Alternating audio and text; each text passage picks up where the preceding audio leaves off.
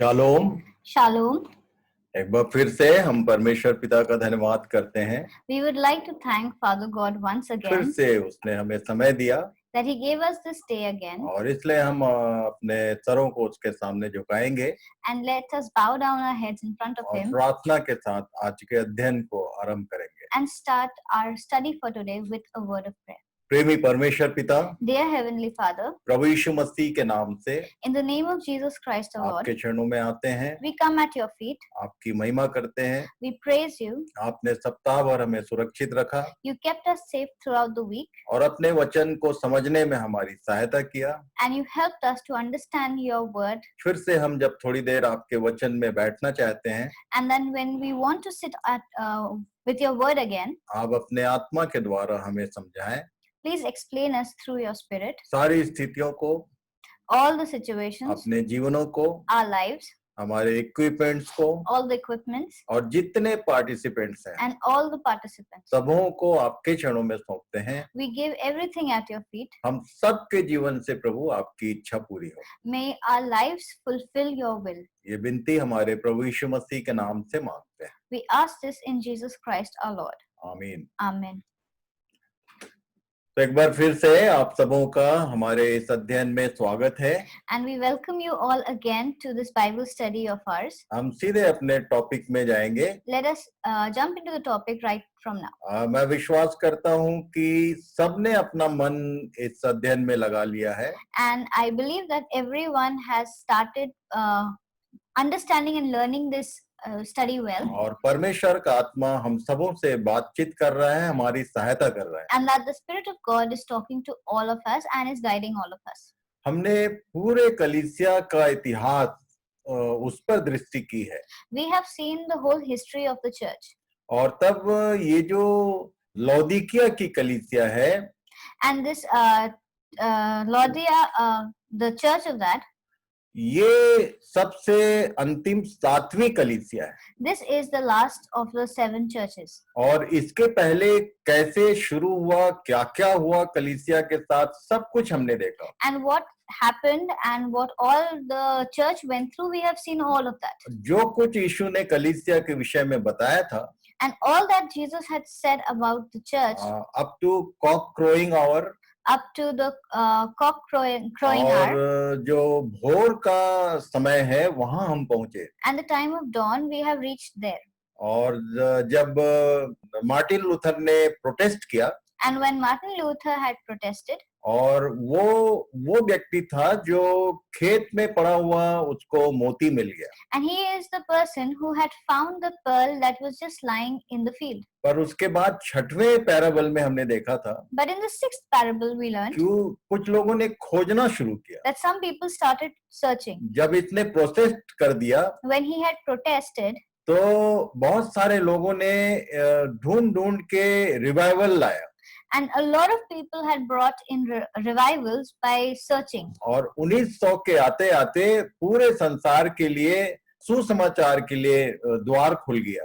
And there were doors that were opened by the 1900s for the whole world. और तब भारत देश में कैसे सुसमाचार आया, And then how India had the good news, और प्रोटेस्टेंट कैसे तैयार हुए, and how the Protestant movement started in India. इन सब बातों पर हमने ध्यान किया। We have learned all of those. आज हम लोग इस 3 अध्याय के आखिरी पैराग्राफ में हैं And we are in the last paragraph of the 3rd chapter. और ये सातवां दृष्टांत या 7वीं कलीसिया है। This is the 7th church or in the 7th vision. और इसके लिए जो मैंने ढूंढ की, ये कलीसिया के परफेक्ट और प्रिपेयर होने का समय है।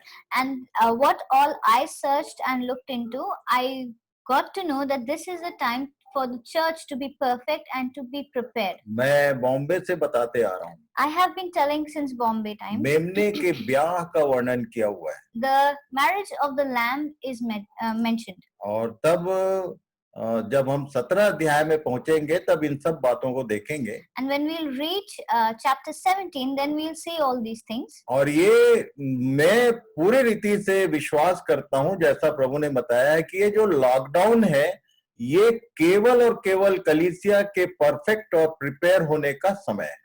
And what God has told me, according to that, this time that we have of this lockdown, it is for us to be prepared, the church to be prepared, and to become perfect for the wedding. एक दुल्हन के समान उसको तैयार होने का है, और उसके विषय में जुड़ी हुई सब बातें ये 14 पद से आगे लिखी हुई है।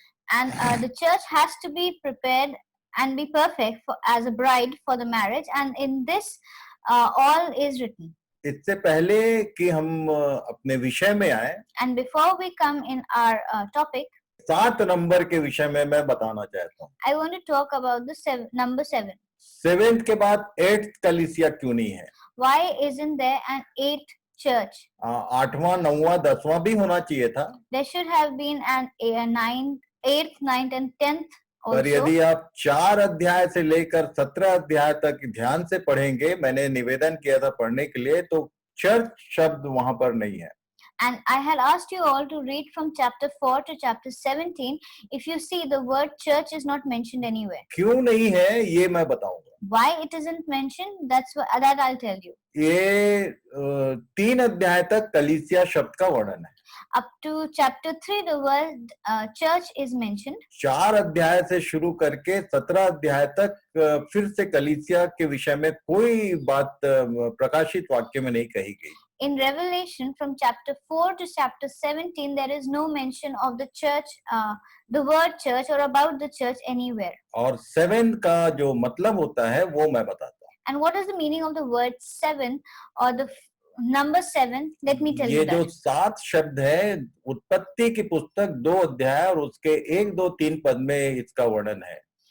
This word or this number 7, it is mentioned in Genesis 2, 1 to 3. हम सब जानते हैं, पर मैं आपको फिर से स्मरण दिलाना चाहता हूँ। We all know, but I just want to remind you all. लिखा है, यूं आकाश और पृथ्वी और उनकी सारी सेना का बनाना समाप्त हो गया, और परमेश्वर ने अपने काम जिससे वो करता था 7वें दिन समाप्त किया, और उसने अपने किए हुए सारे काम से 7वें दिन विश्राम किया, और परमेश्वर ने 7वें दिन को आशीष दी और पवित्र ठहराया, क्योंकि उसमें उसने अपनी सृष्टि की रचना के सारे काम से विश्राम लिया। Thus the heavens and the earth were finished, and all the host of them. And on the 7th day God had finished his work that he had done, and he rested on the 7th day from all his work that he had done. So God blessed the 7th day and made it holy, because on it God rested from all his work that he had done in creation. Being scholar, मैं आपको बता दूं, Being a scholar, let me tell you, कि ये जो 7वां दिन है, ये 7 नंबर जो है वो बाइबल में ऑलवेज कंप्लीशन को बताता है, परिपूर्णता को बताता है। This number 7 always stands for completion or completeness in the Bible. किसी भी काम के पूरे होने के लिए 7 नंबर का उपयोग बार-बार आया है। To show that something is finished or is over or completed, the number 7 is mentioned. अभी हम लोग 4 अध्याय से आगे जब जाएंगे, when we move from chapter 4 onwards, तो ये 7 शब्द आपको पता नहीं कितने बार मिलेंगे, आप काउंट करना। it is going to be you will find this word number we'll find the number 7 many a times. You can count it. बार-बार लिखा हुआ है। It is mentioned time and again. यहाँ पहला 7 नंबर जो है वो उसके विषय में चर्चा करने हम जा रहे हैं। And we are going to talk about the number 7 that is mentioned for the first time. 7वीं कलीसिया। This 7th church. पर ये जो विश्राम और काम के पूरे होने का दिन का हमारे जीवनों से क्या संबंध है, वो मैं आपको पहले बता दूं। And why and how is this 7th day of rest connected to our lives? I want to tell you that. इब्रानियों की पत्री उसके 4 अध्याय और उसके 9, 10, 11 में कुछ लिखा हुआ है। In Hebrew chapter 4 verses 9 to 11 there is something mentioned. जितने लोग जो अपने आप को उसके लोग कहते हैं, all the people who call themselves his people, चाहे पुराने नियम के लोग हों, be it people from the Old जिनको Testament, इजरायली कहा गया, the ones who were called Israelis, चाहे नए नियम के लोग हों जिनको कलीसिया का नाम दिया है, or be it the new people, New Testament people who are known as the church, जो परमेश्वर के कहे जाते हैं, The ones who are called that they belong to God, उनके लिए ये अनाउंसमेंट है. this is an announcement for them. सो जान लो कि परमेश्वर के लोगों के लिए सब्त का विश्राम बाकी है. There remains then a Sabbath rest for the people of God. क्योंकि जिसने उसके विश्राम में प्रवेश किया है उसने भी परमेश्वर की नाई अपने कामों को पूरा करके विश्राम किया है. सो हम उस विश्राम में प्रवेश करने का यत्न करें. ऐसा ना हो कि कोई जन उनकी नाई आज्ञा न मानकर गिर पड़े. For anyone who enters God's rest also rests from their works, just as God did from his. Let us therefore make every effort to enter that rest, so that no one will perish by following their example of disobedience. मैं आपसे नम्र निवेदन करना चाहता हूँ. I want to humbly request you, इस सब्त के विश्राम के विषय में यदि ठीक से समझना है if you want to understand well about the Sabbath rest, तो 3 और 4 दोनों अध्याय को इब्रानियों की पत्रिका पढ़ लेना. please read Hebrews 3 and 4 very well. ये किसके विषय में बोल रहा है कि इन लोग आज्ञा न मानकर उसमें प्रवेश करने से रोक दिए गए. And about whom is he talking? About the people who were who that they perished because of their disobedience. तो यहाँ पर लिखा है तो हम उस विश्राम में प्रवेश करने का यत्न करें. So it is mentioned that we need to make an effort, or we have to work towards entering that. तो जैसे परमेश्वर ने किसी काम को पूरा करके विश्राम किया, Just like God had completed his work and he rested, वैसे ही हमको भी उसने कुछ काम दिया हुआ है. and exactly like that he has also given us some work. और मैं सुनते रहता हूँ कि बहुत सारे लोगों के पास बहुत सारे काम. I keep listening that a lot of people have a lot of work. आज मैं आपको बताना चाहता हूँ कि एक्चुअल में हमारा काम क्या है. And today I want to say what is actually our work. आगे हम लोग देखेंगे. We will see this. इफिसियों की पत्री 2 अध्याय उसके 8, 9 और 10 पद में इसका डिक्लेरेशन है.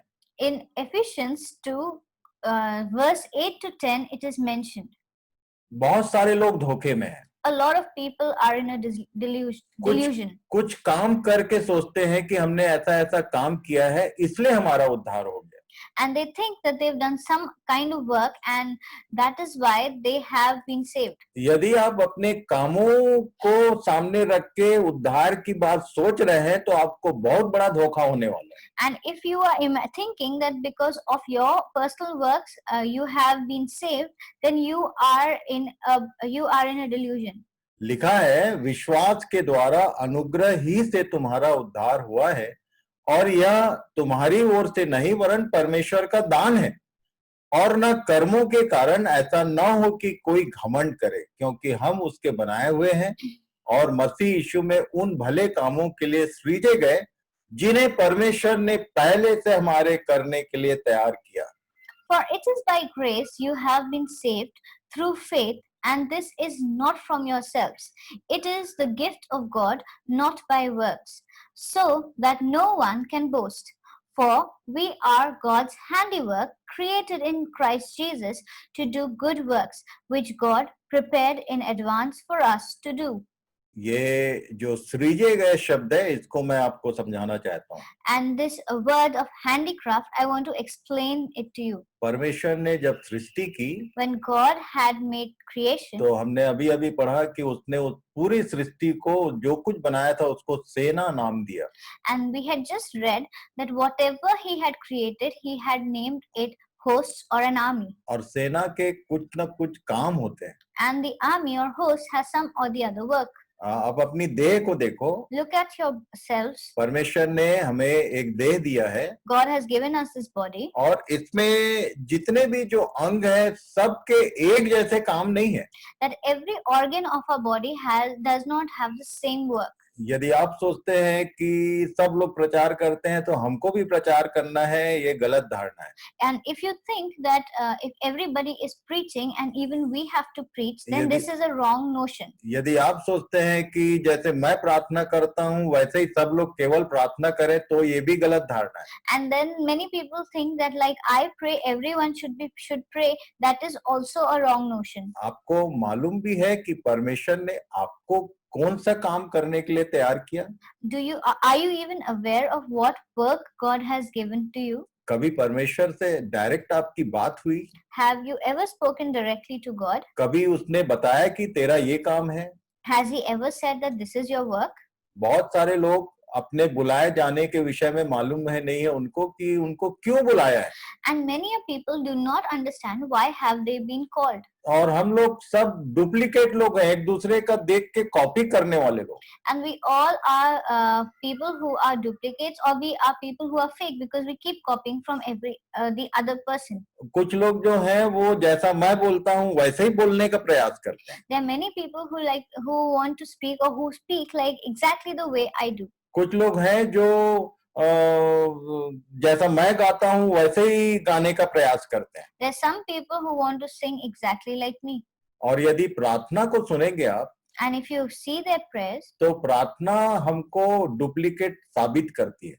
and the prayers prove that we are fake. क्योंकि पर्टिकुलर कुछ शब्द हैं जिसका हम लोग प्रैक्टिस करते रहते हैं। And there are particularly certain words that we keep practicing. शाब्दिक कसरत मैं बोलता हूँ। This is known as exercise. exercise of words. मैं आपको बताना चाहता हूँ I want to tell you, कि अपने बाप से आप बिल्कुल एक ही टाइप से बात करते हैं क्या? do you talk to your father in just one particular pattern?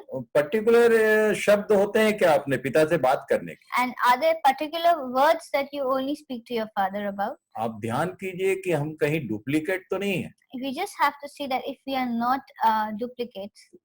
अनुग्रह से तुम्हारा उद्धार हुआ, With grace you have been saved, और तुम्हारे काम से उद्धार नहीं हुआ है, and it is not because of your works. पर उसने हमको उद्धार दिया और हमारी सृष्टि की है, हमको इस पृथ्वी पर रखा है, तो हमारे लिए कुछ जिम्मेदारियां हैं। But he has saved us, and he has kept us on this earth, and that is why we have some जो responsibilities. अपने काम को पूरा करेगा वही उसके विश्राम में प्रवेश करेगा। And the one who completes his work is the one who is going to enter God's rest. कुछ माँ बाप सोचते हैं कि हमने बच्चों के लिए ऐसा ऐसा कर दिया, अब इनके लिए सब कुछ हो गया, बस पर्याप्त है, हमने अपना जिम्मेदारी पूरा कर दिया। Many parents think that we have done these things for our children, and they are in a comfortable, they are leading a comfortable life, and so our work is done. परमेश्वर के द्वारा ठहराया हुआ जिम्मेदारी क्या है, किसके लिए है, ये इस विषय में आपको मालूम भी है? And what is the responsibility that God has given you? What is the responsibility you hold in account to God? ये जो 7वां दृष्टांत है, ये इसी बात का पिक्चर है। If you are you aware of it? And the 7th parable is an example of this. मत्ती रचित सुसमाचार उसके 13 अध्याय और 47 पद को पढ़ेंगे। We'll read Matthew 13:47. लिखा है यहाँ पर, It is written, स्वर्ग का राज्य उस बड़े जाल के समान है once again, the kingdom of heaven is like a net जो समुद्र में डाला गया और हर प्रकार की मछलियों को समेट लाया। that was let down into the lake and caught all kinds of fish. यहाँ पर लिखा है, स्वर्ग का राज्य उस बड़े जाल के समान है। The kingdom of heaven is like a net. और तब मैंने एक पिक भेजा था आपको, I had sent you a picture. और मैंने बोला था कि आप ध्यान करना। I had told you to meditate upon it. और पता नहीं कितने लोगों ने ध्यान किया, I don't know how many of you पर meditated, लगभग सबने जान लिया कि ये फिशिंग नेट है। and almost everybody knew that this is a fishing net. मैं आपको आज जाल के विषय में बताना चाहता हूँ। Today I want to talk about this net, तब आपको हमारी जो जिम्मेदारी है वो ठीक से समझ में आएगी। and then what is our responsibility, you can understand better. ये जो स्वर्ग का राज्य है ये कुछ नहीं, कलीसिया है। This kingdom of heaven is nothing else but the church. और कलीसिया जो है जाल के समान इस संसार में परमेश्वर ने डाला है, And this church has been put into this world as a net ताकि मछलियां पकड़ी जाएं। so that we can catch some fish.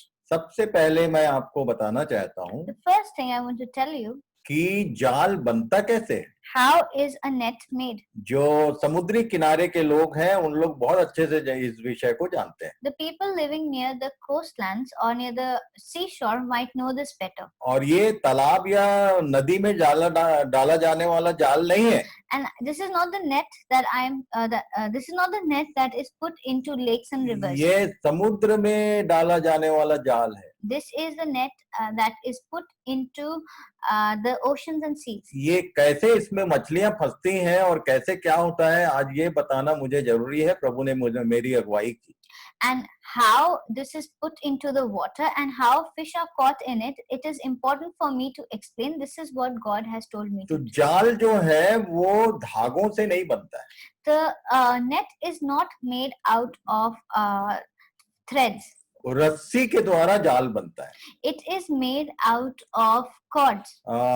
पहले रस्सी समझ ले हम, फिर जाल कैसे बनता है ये देखेंगे। First, we need to understand what is a cord or a rope, and then we'll understand what is a net. ये रस्सी के द्वारा ये बुना जाता है। It is made together, or it is knotted together with the cords. और तब रस्सी के विषय में बाइबल में एक पद लिखा हुआ है। Then for a cord, there's a verse written in the Bible. उसके 10 पद से यदि आप पढ़ेंगे तो बहुत सारी बात मिलेगी, पर जो हमारे काम की बात है वो मैं 12वें पद को पढ़ूंगा। सबोपदेशक 4 अध्याय उसके 12 पद को पढ़ेंगे। And there is a lot of information that is given from verse 10 onwards, but we are just focusing on one verse. So let us read Ecclesiastes 4:12.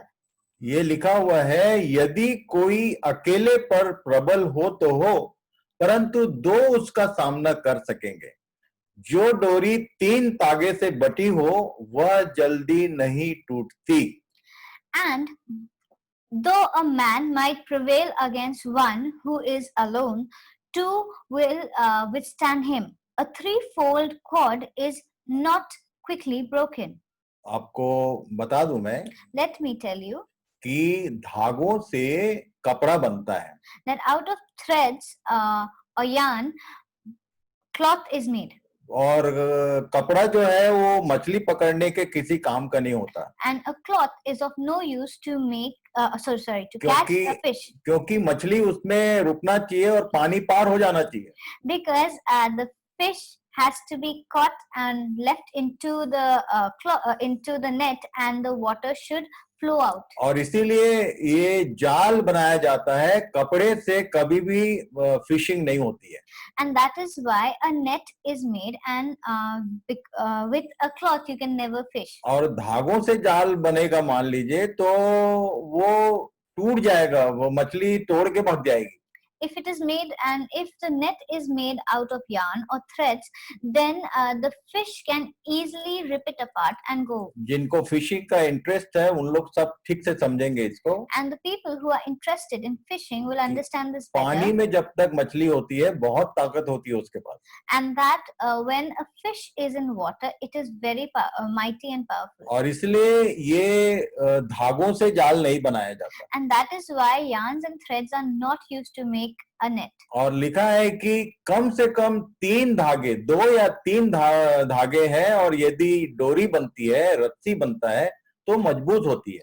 And it is mentioned that if it is a 3-fold cord or a rope, then it is better and it is more stronger. मैं सोचता हूँ कि हमारे जो गांव वाले लोग हैं इसको ज्यादा अच्छा से समझेंगे कि ये रस्सी बनती कैसे है।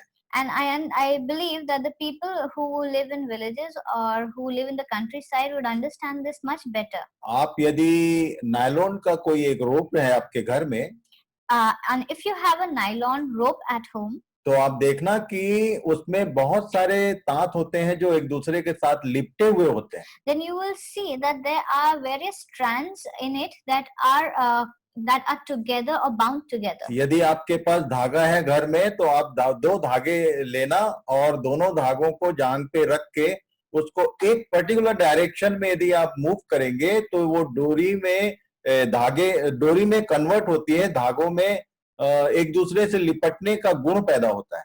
And if you have yarn or if you have stitching thread at home, then take two pieces of thread and try to rub it together or move both of them in the same direction, rolling them, and then if you see, then it becomes more or less like a cord. एकदम एक direction में, इसको हिंदी में बोलते हैं बटा जाता है धागों को, तब ये रस्सी का रूप लेती है। And then it is put or it is merged into one and then it becomes a rope.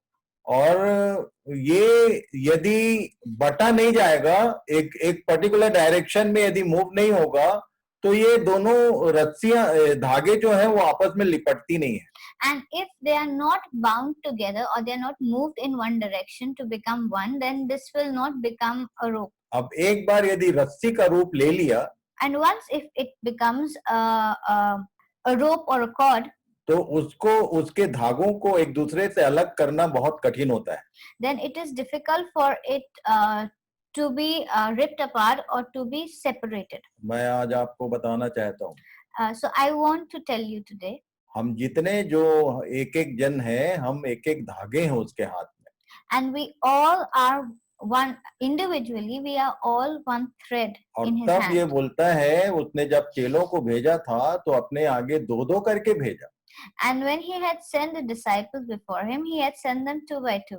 और दो जन यदि एक मत के ना हो तो क्यों कर आपस में चल सकेंगे, ये यही लिखा हुआ है 10-11 पद को पढ़ लेना। It is mentioned here only that if they do not go together or they are not united, then they are not of any use. बार बार पौलुस ने इस विषय में बोला, Paul has said this time and again. एक ही मन के रहो, एक मन होकर मिले रहो, ऐसा बोलता था। He has said that be of one mind, be united. और ये 2 या 3 जो शब्द आया है धागे के रस्सी के लिए, इसका भेद बताता हूं मैं आपको। And this word that is come or that is mentioned of a threefold for a rope or a cord, I am going to tell you about this. एक अकेला व्यक्ति कलीसिया कभी नहीं हो सकता। A single person or individual cannot be the church alone. कम से कम 2 या 3, At least 2 or 3 have to be. और उससे ज्यादा हजारों में भी हो सकता है। And then many thousands can be in. तब जाके उसको असेंबली कहते हैं। And then it is known as an assembly. और कलीसिया जो है वो एक असेंबली है। And the church is an assembly. यदि कोई व्यक्ति अकेले कुछ करने का प्रयास कर रहा है तो वो परमेश्वर के वचन से बाहर का व्यक्ति है।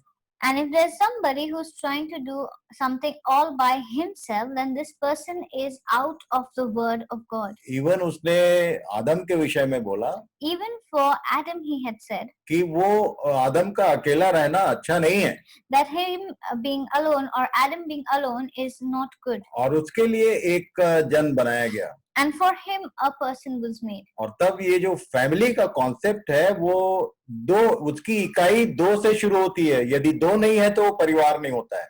And then the concept of family starts with 2. If there is not 2, if there aren't 2 or there is only 1, then it is not called a family. और जब तीसरा बोल रहा है धागा, तो जो बच्चे हैं उसमें वो पति पत्नी और बच्चे, ये 3 धागे हो गए। And for threefold, it is the husband, wife, and child.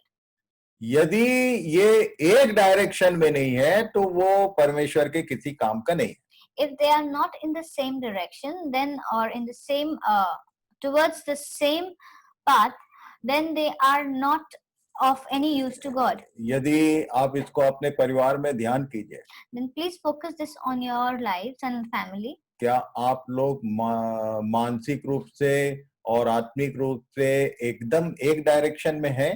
Are you all focused on the same path, or are you all mentally and spiritually, are you moving in the same direction? कि हमारे विचार एक दूसरे से फर्क हो जाते हैं?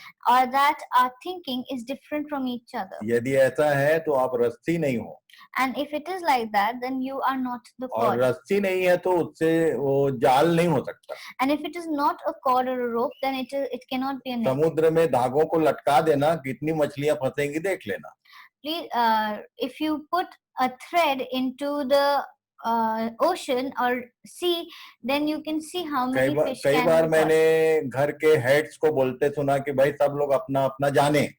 I have heard the heads of the family say that I want everyone to do what they will. तुम परमेश्वर की कलीसिया के लोग नहीं हो सकते। Then you cannot be the people of God. ये एक दूसरे के साथ ऐसा लगता रहना चाहिए जिसको कोई खोल ना सके।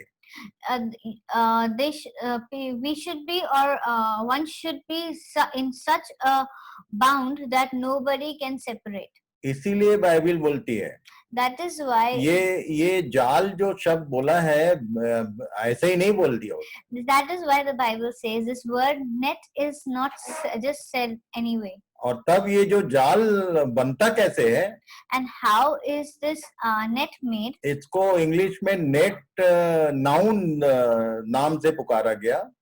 This word net, ये इसका जो वर्ब है वो नेटिंग है, नीटिंग होता है।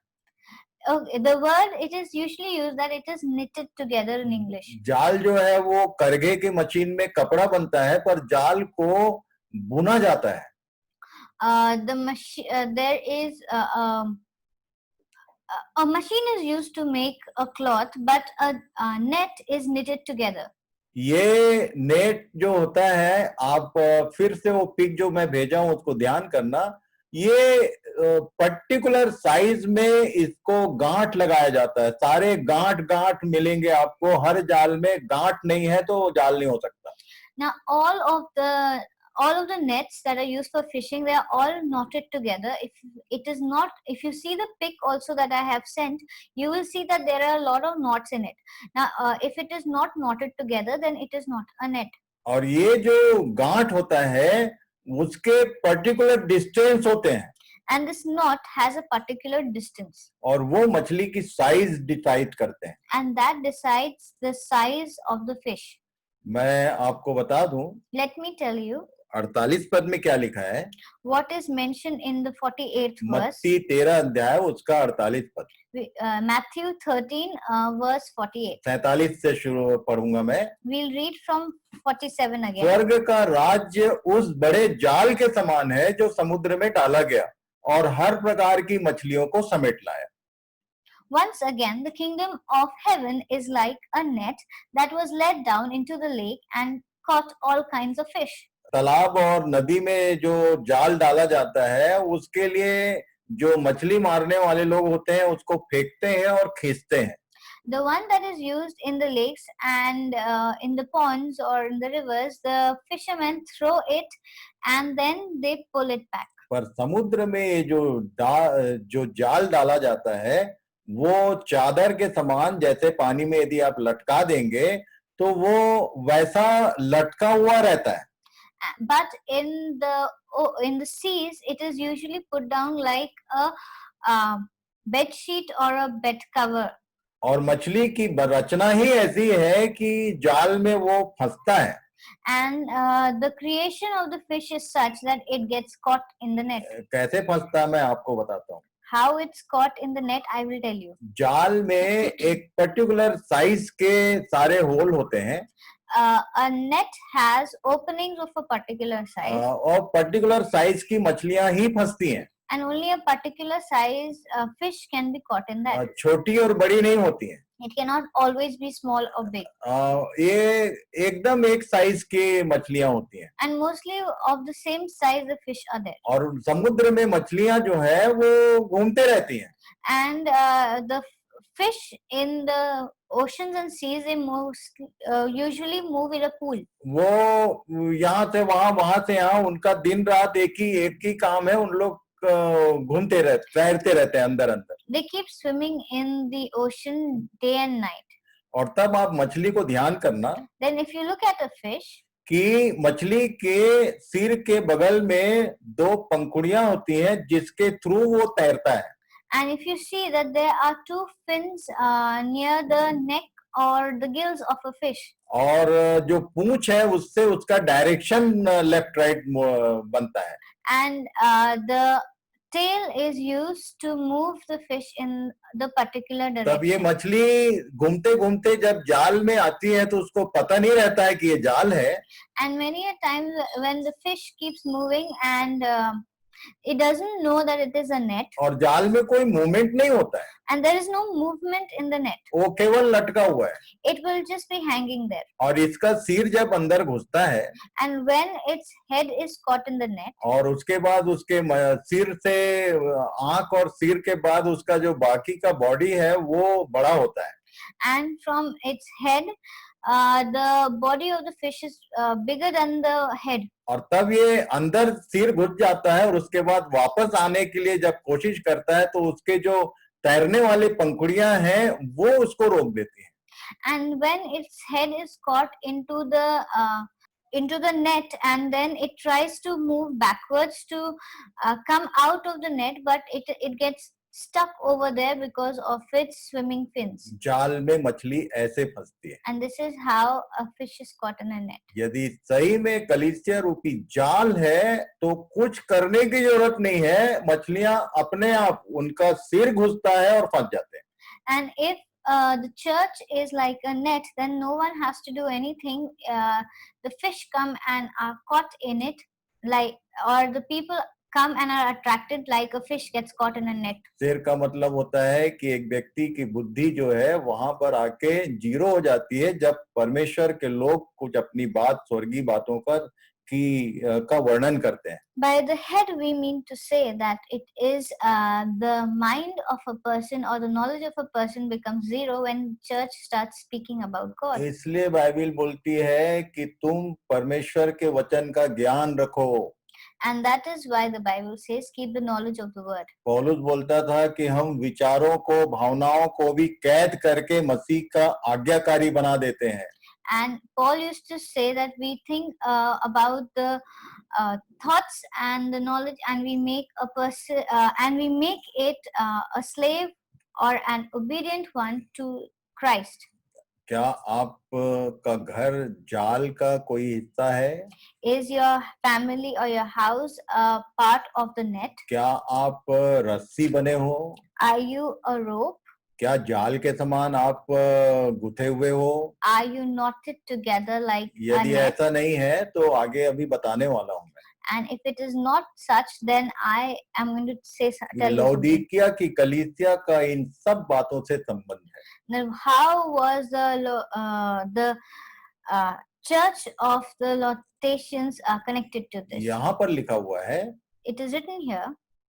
48 पद को पढ़ेंगे. We'll read verse 48. जाल जब भर गया That when it was full, तो उसको किनारे पर खींच लाए और बैठकर अच्छी अच्छी तो बर्तनों में इकट्ठा किया और निकम्मी निकम्मी फेंक दी. the fishermen pulled it up on the shore, and then they sat down and collected the good fish in baskets and threw away the bad ones. और फाइनली ये होने वाला है, आगे लिखा है. And this is what is going to happen. It is mentioned. सबसे पहली बात तो ये है कि आप सही में उस जाल में फंसे भी हो. The main thing or the first thing is, are you caught in the net? और यहाँ पर दो क्वालिटी बताया. And two qualities are mentioned here. जो अच्छी है वो इकट्ठे किए गए और जो निकम्मी है वो फेंक दिए गए. The ones that are good were collected in baskets, and the ones that were bad were thrown away. निकम्मी का मतलब क्या होता है? The bad ones mean जो किसी काम का नहीं है. the one which is of no use. इस विषय को आगे देखेंगे. We'll see this when we move forward. यहाँ पर एक होमवर्क देता हूँ मैं. Let me give you a homework. यदि आप कल दिन भर में खोज लेंगे तो बहुत अच्छी बात है. If you find it in the whole day tomorrow, then very good. यीशु का चेलों के साथ में फिशिंग का दो एक्सपीरियंस है. There are two incidences of Jesus fishing with his disciples. एक लूका रचित सुसमाचार है 5 अध्याय के 2 से 7 पद तक पढ़ लेना. One is Luke 5:2-7. और दूसरा यूहन्ना रचित सुसमाचार उसके 21 अध्याय 1 से 14 तक पढ़ना. And then it is in John 21:1-14. दोनों जगह चेलों ने रात भर मेहनत किया था पर पकड़ा कुछ नहीं था. In both places, the disciples had worked very hard but had caught nothing. सबसे पहला एक्सपीरियंस था लूका 5 और 2 से 7 में. और वहां पर क्या हुआ था आप पढ़ेंगे तो समझ में आएगा. And the first experience is in Luke 5:2-7, and if you read, you'll understand. और 3.5 साल के बाद And then after 3.5 years, यूहन्ना 21 अध्याय उसके 1 से 14 पद को पढ़ना। John 21, 1 to 14, please read that. Homework ये है, The homework is, ये दोनों फिशिंग में डिफरेंस क्या है? what is the difference in the two incidences of fishing? कैसे इवेंट्स हैं और कैसे क्या हुआ था और कितनी मछलियां आई और मछलियों का क्या हुआ, ये सब लिखा हुआ है। How many fish were caught, what was the experience, what had happened, what was the whole situation, the scenario, everything is mentioned clearly. पर एक बात तय है But one thing is there, कि जो काम का नहीं है, निकम्मा है, वो फेंक दिया जाएगा। the one which is of no use, the one which is bad will be thrown away. प्रकाशित वाक्य 3 अध्याय Revelation 3, और उसके 15 और 16 पद को पढ़ेंगे। let us read 15 and 16. आप ध्यान से देखिए, ये अभी की जो कलीसिया की स्थिति है, ईस्वी सन 1900 के बाद से लेके रैप्चर तक की ये दशा बताया है। And from the 1900s onwards till the time of rapture, this is mentioned. और ये केवल और केवल हमारे विषय में बोल रहा है। And this is only and only for us. और तब यहाँ लिखा है, And so it is mentioned, सबको बोला मैं तेरे कामों को जानता हूँ। He has said to everyone, I know your deeds. यहाँ आज भी वही कह रहा है वो, He is saying the same thing again. मैं तेरे कामों को जानता हूँ कि तू ना तो ठंडा है और ना गर्म है। भला होता कि तू ठंडा या गर्म होता, तो इसलिए कि तू गुनगुना है और ना ठंडा है और ना गर्म, मैं तुझे अपने मुंह में से उगलने पर हूँ। I know your deeds, that you are neither cold nor hot. I wish you were either one or the other. So, because you are lukewarm, neither hot nor cold, I am about to spit you out of my mouth. ये उगलने पर हूँ कह रहा है। He said, I'm going to spit you out. इसलिए आज के अध्ययन पे पूरा ध्यान लगा दो आप। And so please focus on the study today. बहुत सारे लोग ना ठंडा है ना गर्म है, There are many people who are neither cold nor hot. ना एक्टिव दिखते हैं और ना डेड दिखते हैं। They are neither seen as active or neither seen as dormant. ठंडा है गर्म का मतलब जिंदा या मुर्दा। Either hot and cold means either you are alive or dead. जब कोई मर जाता है तो उसकी बॉडी ठंडी हो जाती है, If anyone dies or when someone dies, their body becomes और cold. जब कोई जिंदा रहता है तो उसकी बॉडी गर्म रहती है। And when somebody is alive, their body is warm. तो तुम ना तो मरे हुए दिखते हो ना जिंदा दिखते हो। So here it says that you don't either look alive or you don't look dead nor you look alive. ये क्यों बोल रहा है, Why is he saying this? इसको देखेंगे हम लोग। We will see that. मत्ती 13 उसके 48 को पढ़े थे, 39 पढ़ेंगे। We had read Matthew 13:48. Now we read 49. यहाँ लिखा है, जगत के अंत में ऐसा ही होगा, निकम्मी मछलियों के विषय में बोल रहा है। स्वर्गदूत आकर दुष्टों को धर्मियों से अलग करेंगे और उन्हें आग के कुंड में डालेंगे। It is similar to what happened to the fishes. It is mentioned here. This is how it will be at the end of the age. The angels will come and separate the wicked from the righteous and throw them into the blazing furnace, where there is weeping and gnashing of teeth. दुष्ट और धर्मी, The righteous and the wicked. ये दो category है। These are two kinds of people. अच्छी मछलियां और निकम्मी मछलियां, ये दो कैटेगरी है। The good fish and the bad fish. These are also two kinds. यीशु बता रहा है ये Jesus is saying this. कि स्वर्ग के राज्य का जो आखिरी समय का स्थिति होगा वो ऐसा होगा। Jesus is saying that the last situation or last event, it is going to happen like this. और तब लौदीकिया की कलीसिया को चार्ज किया, And then the church was charged तेरे काम बता रहे हैं that your work is saying कि तू ना तो ठंडा है ना गर्म है। that you are neither hot nor cold. ये दुष्ट और धर्मी का भेद क्या है? What is the secret of this or the meaning of this righteous and wicked? Malachi 3 के 18 पद में लिखा हुआ, It is mentioned in Malachi 3:18. लिखा है, तब तुम फिर कर धर्मी और दुष्ट का भेद, अर्थात जो परमेश्वर की सेवा करता है और जो उसकी सेवा नहीं करता, उन दोनों का भेद पहचान सकोगे। And you will again see the distinction between the righteous and the wicked, between those who serve God and those who do not. तो अभी तो सारे पास्टर लोग धर्मी हैं और बाकी जो लोग हैं वो दुष्ट हैं। And see, reading this, then the pastors are all righteous and the others are all wicked. क्योंकि हमेशा पास्टर बोलता है कि मैं सेवा करता हूं, या हम पास्टर के विषय में बोलते हैं कि वो सेवा करता है। And we always see that, or we always say that the pastor serves, or even the pastors say that we serve God. मैं तो पूछ लेता हूं कि भाई तुम क्या करते हो फिर? And then I usually ask, what do you do? आपको मालूम भी है कि सेवा करने का मतलब क्या है? Are you aware what serving God means? ये पिछले दिनों में बहुत अच्छे से मैंने समझाया है।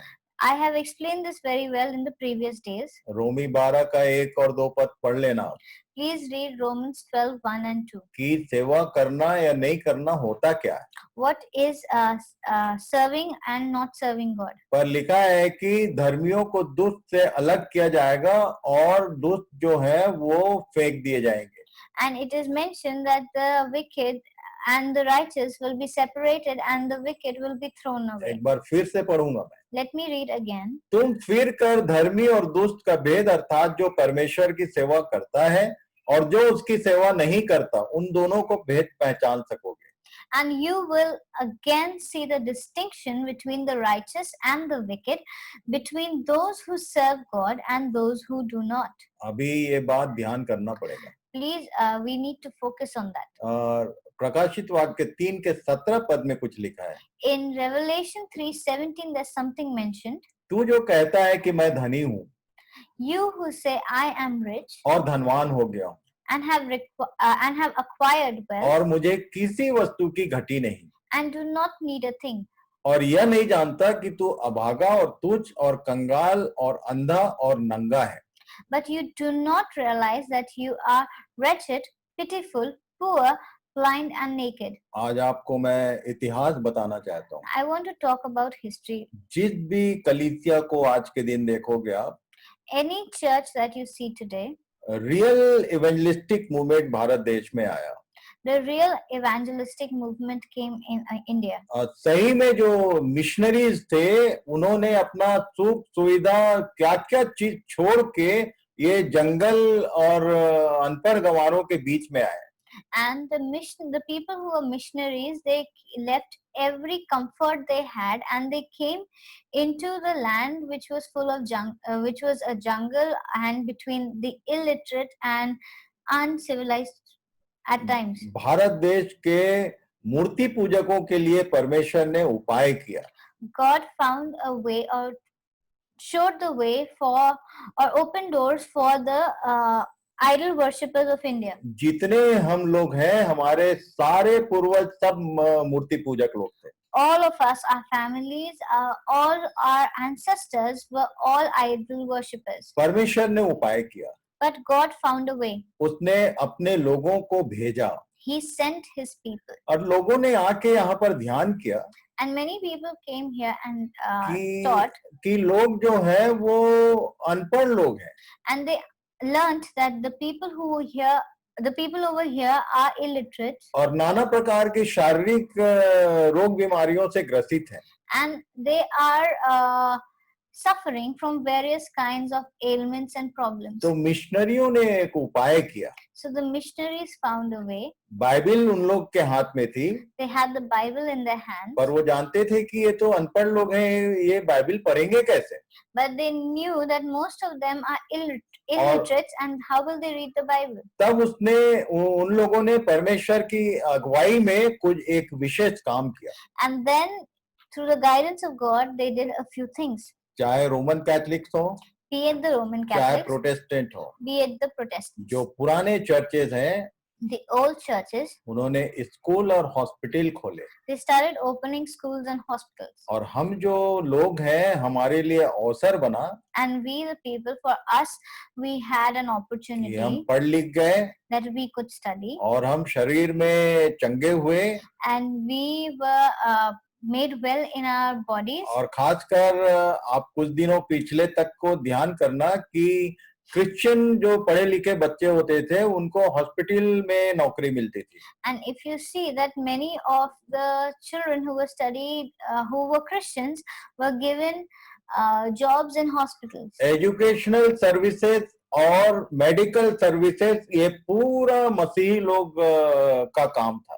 The educational services and the hospital services or medical services, this was all the works of Christians. पहले लोग देखते थे कि जो क्रिश्चियंस हैं वो ज्यादा पढ़े लिखे लोग होते थे. And mostly the Christians were seen as the most educated people, जिसके कारण हम लोग धनी हुए. because of which we became rich. आप ध्यान से अपने दादा दादी नाना नानी या उनके माँ बाप के विषय में ध्यान करना. हम सब लोगों को मिशनरियों ने एडॉप्ट किया.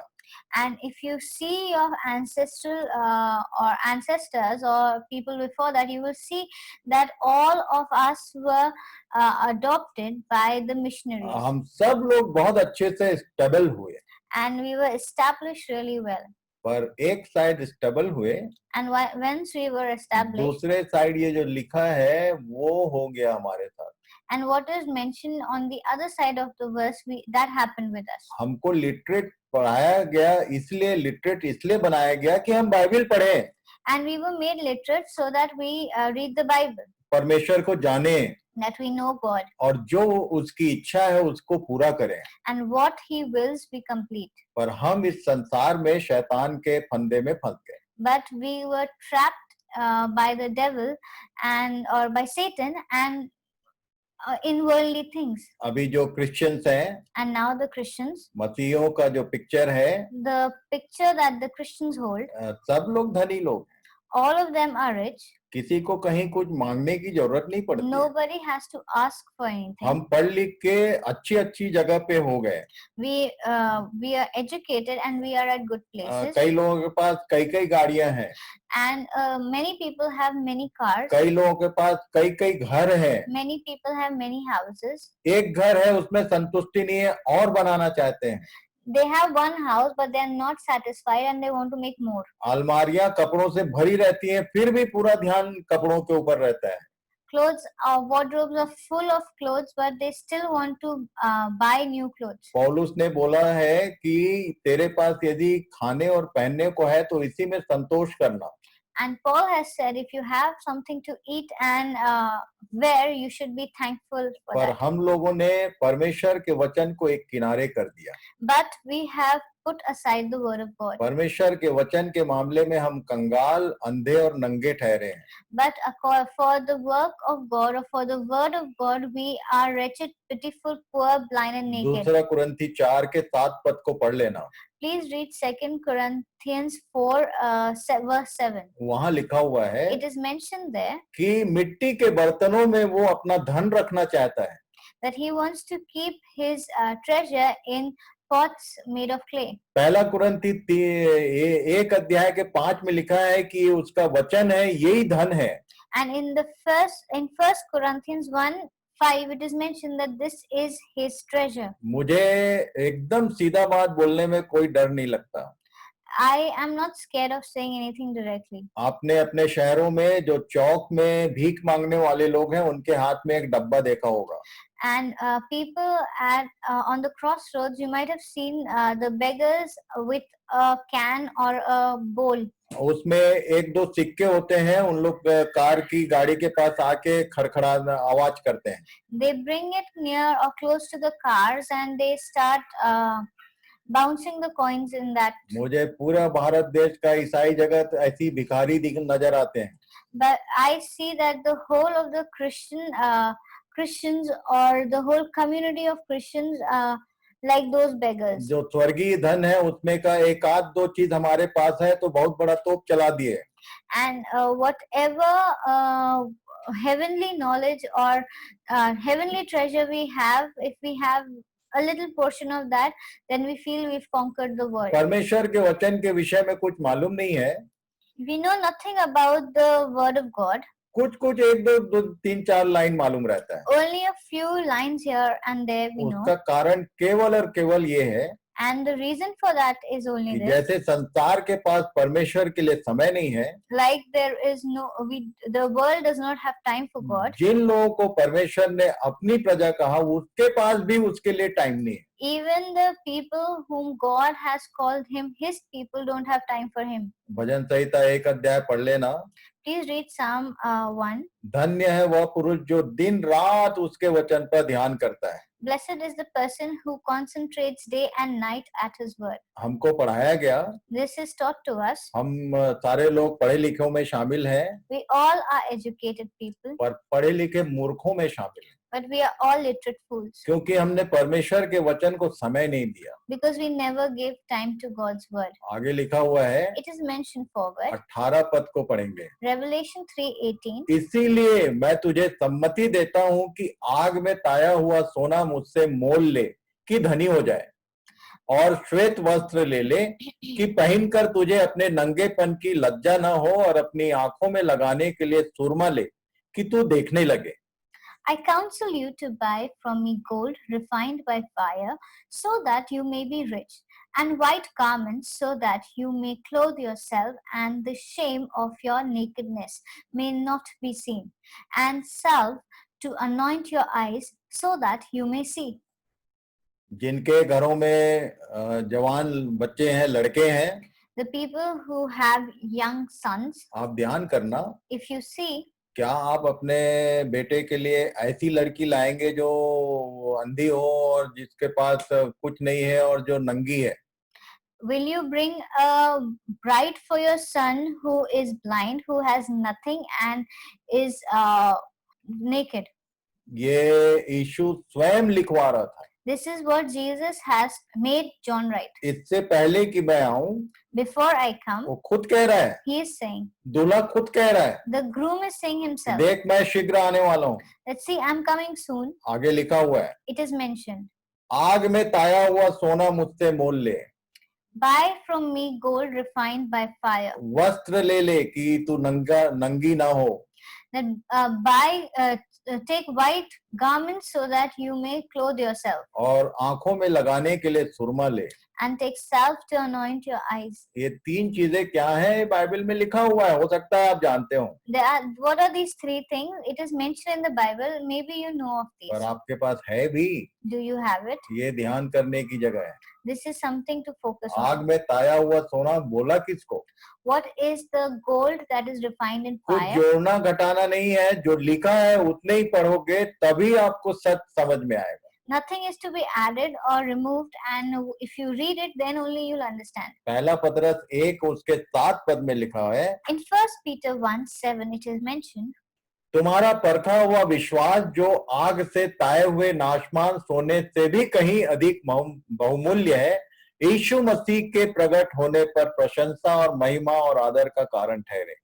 so that the tested genuineness of your faith, more precious than gold that perishes through, though it is tested by fire, may be found to result in praise and glory and honor at revelation of Jesus Christ. परखा हुआ विश्वास वो सोना है. The genuineness of the faith is the gold. यशायाह 48 उसका 10 पद पढ़िए. Let us read Isaiah 48:10. लिखा है, देख मैंने तुझे निर्मल तो किया, परंतु चांदी की नाई नहीं, मैंने दुख की भट्टी में परख कर तुझे चुना है. Behold, I have refined you, but not as silver. I have tried you in the furnace of affliction. अभी अभी 2 दिन पहले एक महिला ने मुझे फोन किया.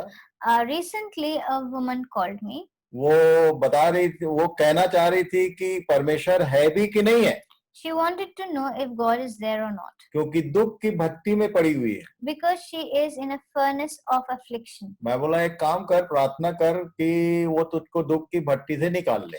I said, do one thing, that you pray that He takes you out of the furnace of afflictions. पर तेरे पास ये सोना नहीं होगा. But then you will not have the gold. बहुत सारे लोग इसके लिए प्रार्थना करते हैं. A lot of people pray for it. दुख की भट्टी किसको बोलते हैं? What is this furnace of affliction? भट्टी बोलने से आपको समझाना चाहता हूं मैं.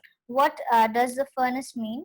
भट्टी उसको बोलते हैं The furnace is ऊपर से भी आग, साइड से भी आग, नीचे से भी आग, दोनों साइड से आग। from all sides, from up, down, sideways, sides, everywhere there is fire. चारों तरफ केवल आग ही आग। There is fire in all directions. उसको भट्ठी बोलते हैं। That is known as a उन furnace. 3 जवानों को याद करना। Please remember the 3 young men, Shadrach, Meshach, Abednego. the Abednego, Shadrach and Meshach. और वो भट्ठी में जाकर उन्होंने अपने विश्वास को प्रमाणित किया था।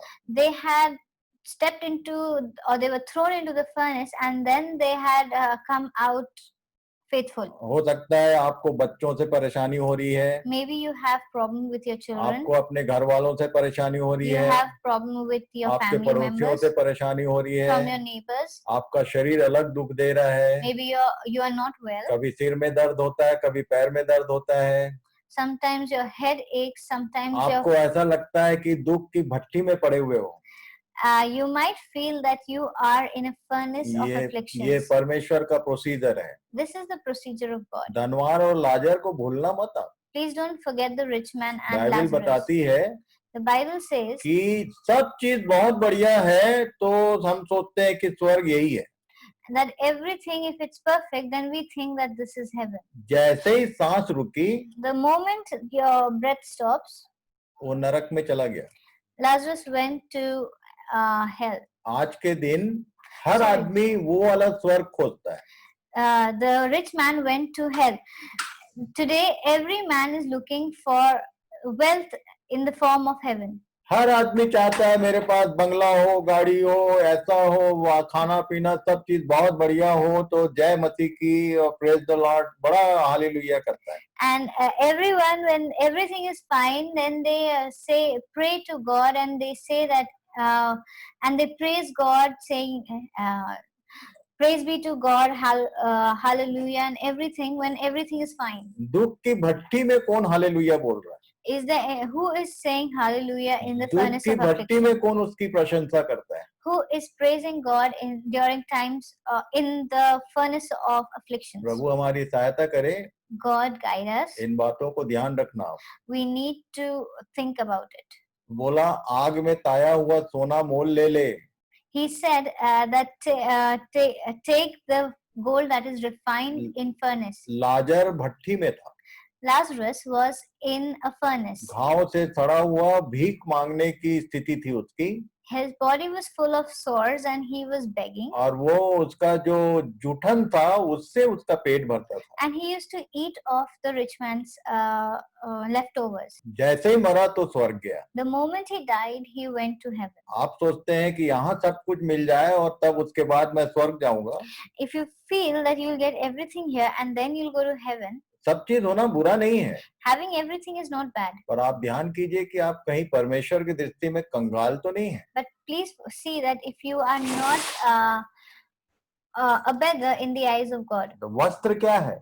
What is the white cloth? प्रकाशित वाक्य 19 के 7 और 8 पद में ही लिखा हुआ है। In Revelation 19:7 and 8 it is mentioned. आओ हम आनंदित और मगन हो Let us rejoice and be glad और उसकी स्तुति करें, क्योंकि मेमने का ब्याह आ पहुंचा है and give him glory, for the wedding of the Lamb has come. और उसकी पत्नी ने अपने आप को तैयार कर लिया है और उसको शुद्ध और चमकदार महीन मलमल पहनने का अधिकार दिया गया, क्योंकि उस महीन मलमल का अर्थ पवित्र लोगों के धर्म के काम है। For the wedding of the Lamb has come, and the bride has made herself ready. Fine linen, bright and clean, was given to her to wear. Fine linen stands for the righteous acts of God's holy people. प्रकाशित वाक्य में ही लिखा है। This is written in Revelation जब कोई itself, मरता है that when someone तो dies, उसके काम उसके साथ हो लेते हैं। then their righteous acts are with them. इस पृथ्वी से कुछ नहीं जाएगा आपके साथ, Nothing is going to go along with you from this आपके earth, काम आपके साथ रहेंगे। only your works. वही या तो आपको स्वर्ग में एंट्री कराएंगे या नरक में एंट्री कराएंगे। Those are the only things that will either send you to heaven or to hell. परमेश्वर ने आपके लिए उपाय किया। God has made a way. Missionaries आए, The missionaries came. उन्हें पढ़ाई लिखाई करवाया, They educated, और बाइबिल नाम की पुस्तक हमारे हाथों तक पहुंचा दिया। and they gave the book of the Bible to us. इसलिए मैं बोलता हूँ कि एक अच्छे बाइबिल पढ़ने वाले बनो। And so I say, be a good Bible reader. आप समझ में आपको आए ना आए, पर आप परमेश्वर के वचन पर ध्यान करो। Maybe you don't understand, but focus on the word of God. और तब तीसरा लिखा है, आंखों में लगाने के लिए सुरमा ले ले।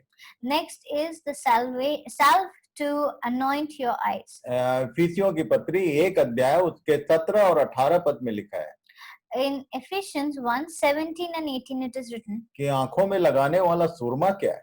what is the salve that anoints the eye? इफिसियों की पत्री 1 अध्याय 17 और 18, Ephesians 1:17 and 18.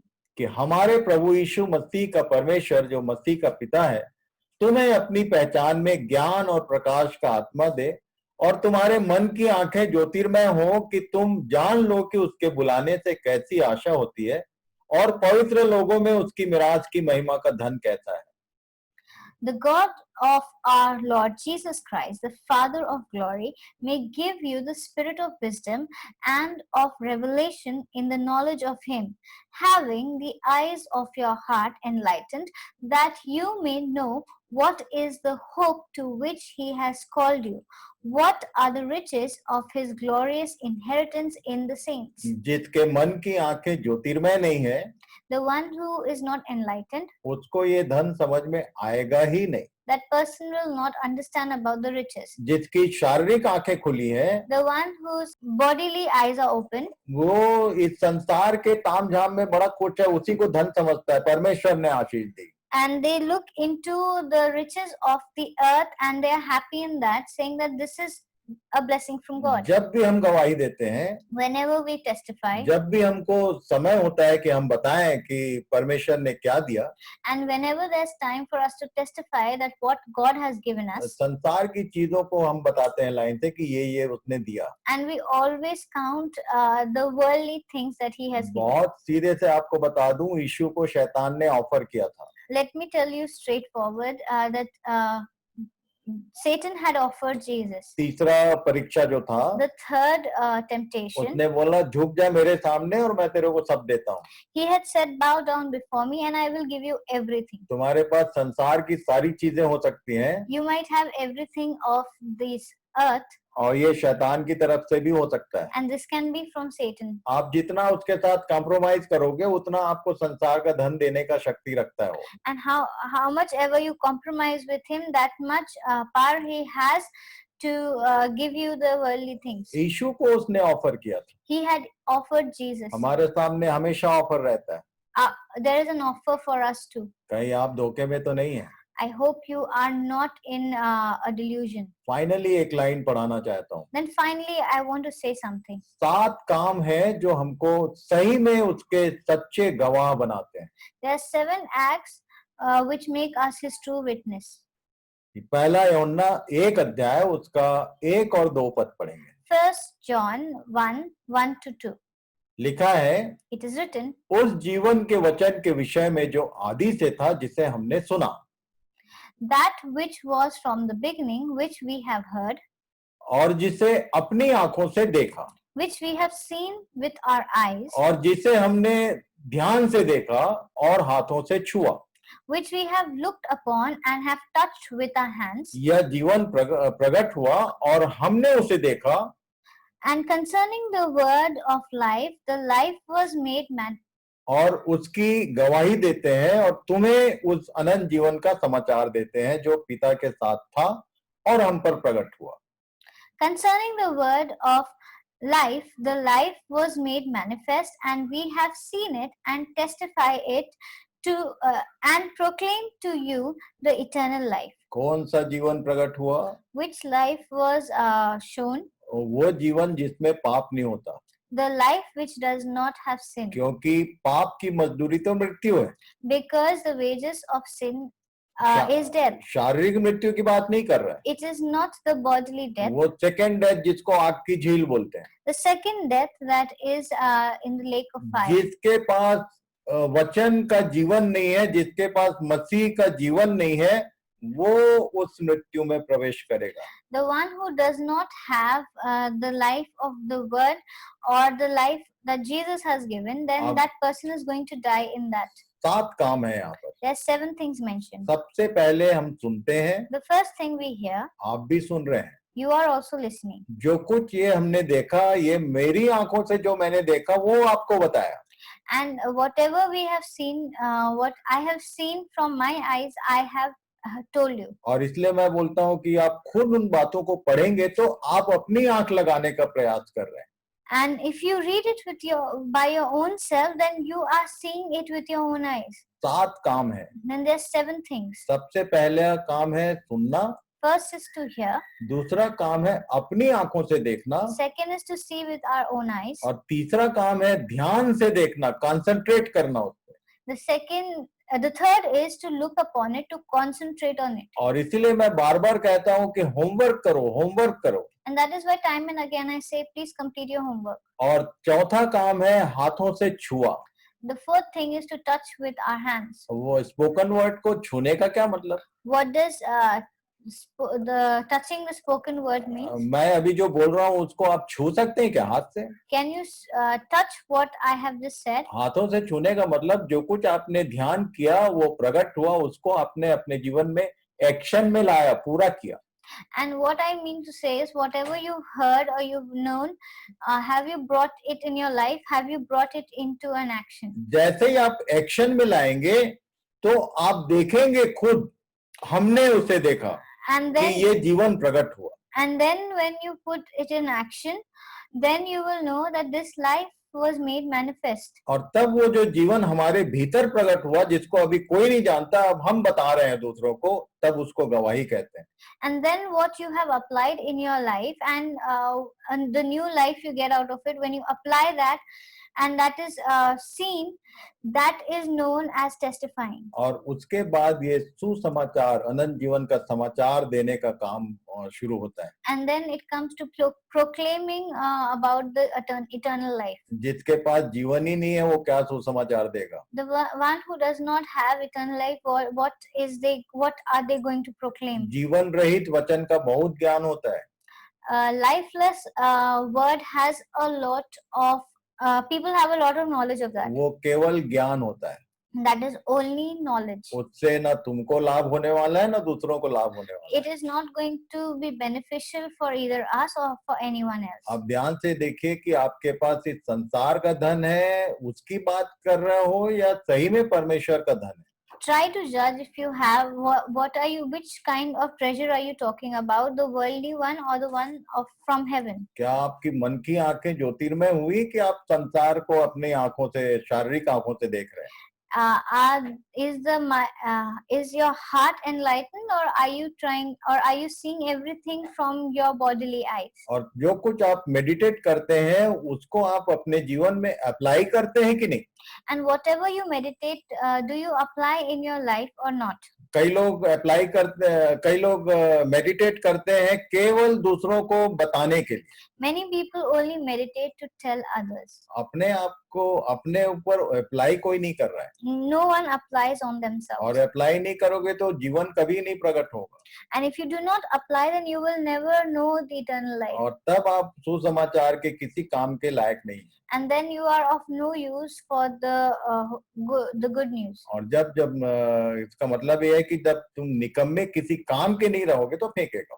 And this means that if you are of no use, then you are going to be thrown. और इसलिए प्रभु इन सब बातों में हमारी सहायता करे। And so God bless us in all these things. गंभीरता पूर्वक इन बातों को ध्यान कीजिए। And with all concentration and seriousness, please specially think about it. लौदीकिया की कलीसिया के आखिरी पदों को पढ़ लेना। Especially about the church of the Laodiceans. वो Please read बोल about रहे हैं it. कि द्वार पर खड़ा हुआ मैं खटखटा रहा हूँ। He is saying that I'm standing at the door and knocking. इसका मतलब तुम घर के भीतर हो, घर के बाहर वो खड़ा है। And this means that you are inside the house and he is outside the house. आपके घर में कहीं बाहर तो नहीं है खटखटा रहा है? Is he outside your house and knocking? पहले अपने इस बॉडी रूपी घर को देखिए कि कहीं वो बाहर तो नहीं है। And first look at this biological body and see, is he ये outside? सब हमने पिछले अध्ययन में देखा है कि ये देह जो है ये हमारा घर है। And we have seen it in the previous studies that this body of ours is a house. इसके भीतर एक सिंहासन है। There is a throne inside of उस it. सिंहासन को शैतान ऑक्युपाई करके रखता है बचपन से, And that is occupied by Satan from the beginning. और इसलिए हमारे जो प्रैक्टिकल आउटपुट है उसमें वो सब दिखाई देता है। And from our practical outputs, we see that. आप ध्यान कीजिए, If please concentrate. आपके भीतर ये जीवन प्रकट हुआ या नहीं?